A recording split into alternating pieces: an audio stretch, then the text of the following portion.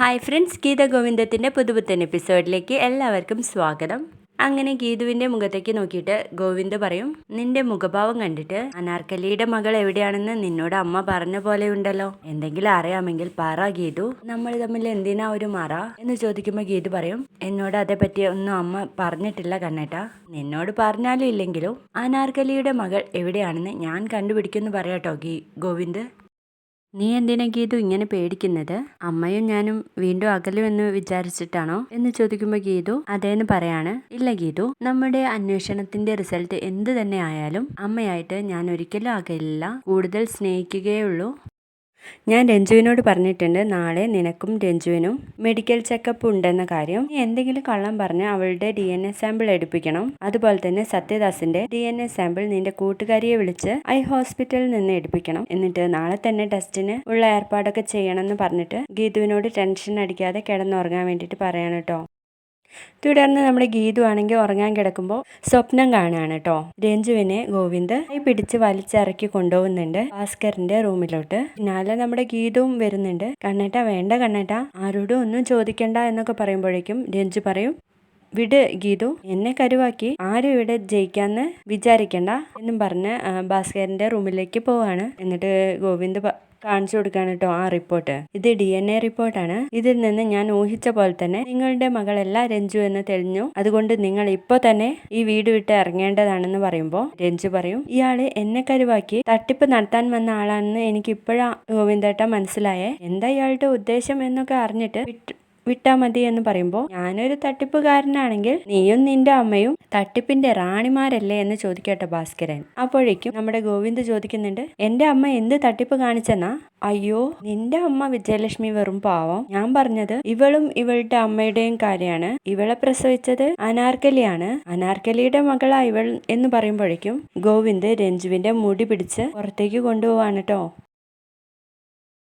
അങ്ങനെ നമ്മുടെ രഞ്ജുവിന്റെ മുടി പിടിച്ച് വലിക്കുന്ന നേരത്ത് ഗീതു കിടന്ന് കരയാട്ടോ. കണ്ണേട്ട വേണ്ട കണ്ണേട്ട എന്നും പറഞ്ഞ് രഞ്ജുവിനെ നേരെ കൊണ്ടുപോകുന്നത് വിജയലക്ഷ്മിയുടെ അടുത്തേക്കാണ്. നിങ്ങൾ ഇവളെയും കൂട്ടി ഇപ്പൊ തന്നെ ഇവിടുന്ന് ഇറങ്ങാൻ നോക്ക്, ഈ നാട്ടിൽ പോലും നിങ്ങളെ കണ്ടുപോകരുത് എന്ന് പറയുമ്പോൾ വിജയലക്ഷ്മി, ഞാൻ പറയുന്നത് ഒന്ന് കേൾക്ക് ഗോവിന്ദ്, എനിക്കൊന്നും കേൾക്കണ്ട എന്നല്ല പറഞ്ഞത്. നിങ്ങളൊരു അസുഖക്കാരി ആയതുകൊണ്ടും ഇവളെ ഞാൻ അനിയത്തിയെ പോലെ ഇത്രയും നാള് സ്നേഹിച്ചത് കൊണ്ട് മാത്രമാണ് ജീവനോടെ വിടുന്നത് എന്ന് പറയുമ്പോഴേക്കും നമ്മുടെ വരുണാണെങ്കിൽ ബാഗും പെട്ടിയൊക്കെ ആയിട്ട് വരികയാണ് കേട്ടോ. നിങ്ങളോട് ഇവിടുന്ന് ഇറങ്ങി പോകാനല്ലേ ഏട്ടൻ പറഞ്ഞത്, വേഗം ഇറങ്ങി പോയിക്കോ എന്ന് പറയുമ്പോഴേക്കും രഞ്ജു ഏട്ടാ എന്ന് വിളിക്കാണേ. ഏട്ടനോ? ആരുടെ ഏട്ടൻ?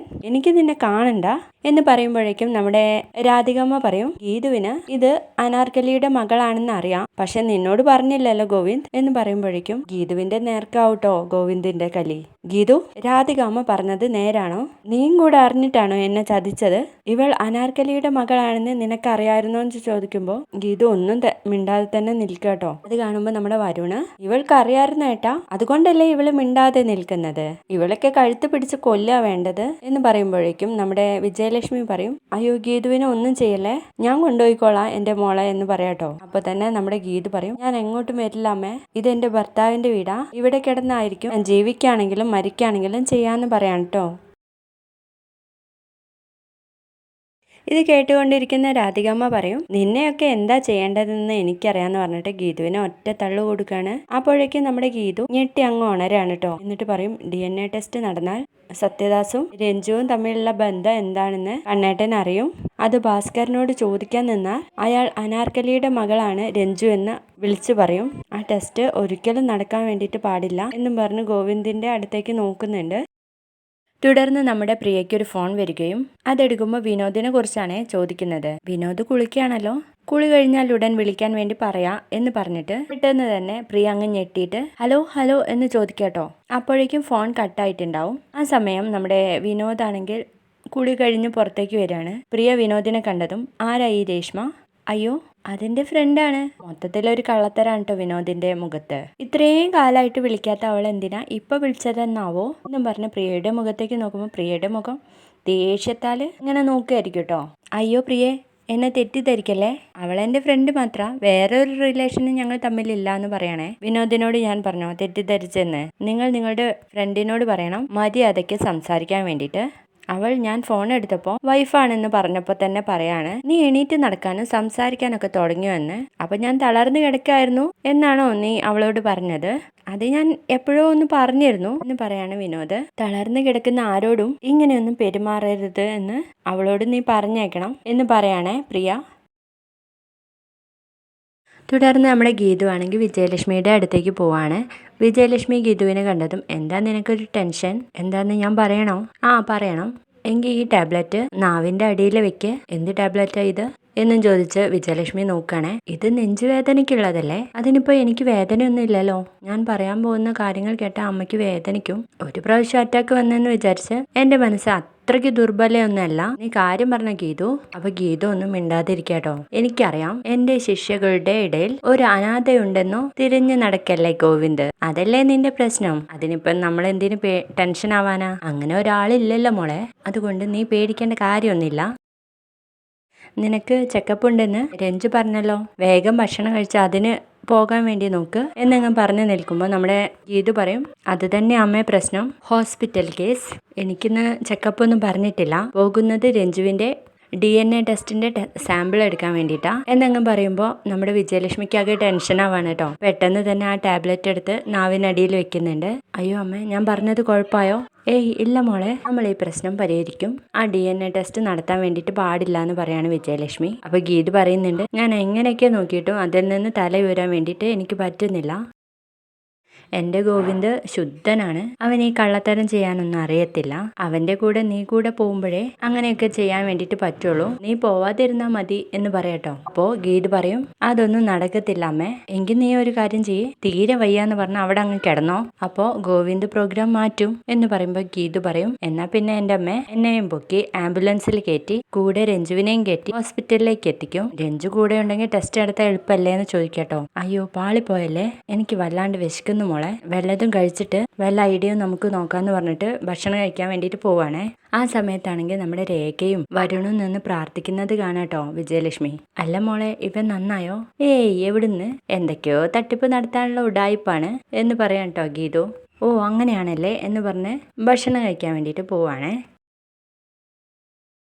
അങ്ങനെ ഭക്ഷണം കഴിക്കാൻ വേണ്ടിയിട്ട് മേശക്കരികിലെത്തുമ്പോൾ രാധികാമ്മയൊക്കെ ഭക്ഷണം കഴിച്ചുകൊണ്ടിരിക്കുകയാണ്. വിജയലക്ഷ്മിയെ കണ്ടതും രാധികാമ്മ എണീക്കാണ്. അയ്യോ വിജയലക്ഷ്മി, എനിക്ക് അയത്തൊന്നുമില്ല, ഇരുന്നോളൂ. ബഹുമാനമൊക്കെ ഉണ്ടായിരുന്നാൽ മതി, മനസ്സിൽ മതി എന്ന് പറയാൻ കേട്ടോ. അപ്പോൾ ഗീത് പറയുന്നുണ്ട്, കൂടെ ഇരിക്കാൻ അർഹതയുണ്ടെന്ന് തോന്നി കാണില്ല, അതായിരിക്കും എണീറ്റത് അല്ലേ രാധികാമ്മേ എന്ന് ചോദിക്കട്ടോ. എന്നിട്ട് ഭക്ഷണം കഴിച്ചു തുടങ്ങുമ്പോഴേക്കും നമ്മുടെ രേഖയും വരുണും കൂടെ അങ്ങോട്ടേക്ക് എത്താണ്. വരുൺ മോനെ, നല്ല സന്തതി ഉണ്ടാവാൻ വേണ്ടിയിട്ട് പ്രാർത്ഥിക്കായിരുന്നല്ലേ എന്ന് ചോദിക്കട്ടോ വിജയലക്ഷ്മി. അതേ വിജയലക്ഷ്മി അമ്മേ, ഞങ്ങൾക്ക് നല്ലൊരു കുഞ്ഞിനെ ലഭിക്കണം. വിജയലക്ഷ്മി അമ്മയെ പോലെ തന്നെ ഗോവിന്ദേട്ടനെയോ രഞ്ജുവിനെയോ പോലെ നല്ലൊരു കുഞ്ഞ്. അപ്പോൾ അതിനുവേണ്ടി ക്ഷേത്രത്തിൽ പോയിട്ട് മാത്രം കാര്യമില്ല വരുൺ മോനെ, ചില വഴിപാടുകളൊക്കെ നേരണം എന്ന് പറയുമ്പോൾ വരുണ് ചോദിക്കുന്നുണ്ട്, എന്ത് വഴിപാടാണെങ്കിലും ഞങ്ങൾ കഴിച്ചോളാം. അങ്ങനെ നല്ല കുഞ്ഞുങ്ങളെ കിട്ടാൻ വേണ്ടിയിട്ട് എന്ത് വഴിപാടാണാവോ കഴിക്കേണ്ടത് ഒന്ന് പറഞ്ഞു തന്നാലും എന്ന് പറയട്ടോ. അപ്പോൾ വിജയലക്ഷ്മി പറയും, മുരുകക്ഷേത്രത്തിൽ പോയിട്ട് 101 ശയന പ്രദക്ഷിണം, അതുപോരാ കവിളിൽ ശൂലം കുത്തി കാവടി എടുക്കണം, അതും പോരാ 10 വീട്ടിലെങ്കിലും പോയി ഭിക്ഷ എടുക്കണം എന്നൊക്കെ പറയുമ്പോൾ വരുൺ ഇങ്ങനെ മനസ്സിലോർക്കുന്നുണ്ട്. രേഖ ശയനപ്രദക്ഷിണം തന്നെ ചെയ്യുമ്പോഴേക്കും അവൾക്ക് മതിയാവും. ഈ ക്ഷേത്ര ദർശനം നിർത്താൻ വേണ്ടി അവള് എന്നോട് യാചിക്കും. എനിക്കത് മതി എന്ന് പറഞ്ഞ് നിൽക്കാണേ. ആ സമയത്താണെങ്കിൽ നമ്മുടെ രാധികാമ്മ പറയുന്നുണ്ട്, രേഖ 10 വീടുകൾ തെണ്ടി ഭിക്ഷ യാചിക്കുന്നത് എൻ്റെ കണ്ണുകൊണ്ട് എനിക്ക് കാണണം എന്ന് പറയുമ്പോഴേക്കും ഗീത് പറയുന്നുണ്ട്, എന്തിനാ അത് വഴിപാടാക്കി മാത്രം എടുക്കുന്നത്, ഇന്ന് തന്നെ ചെയ്തൂടെ എന്ന് ചോദിക്കട്ടോ.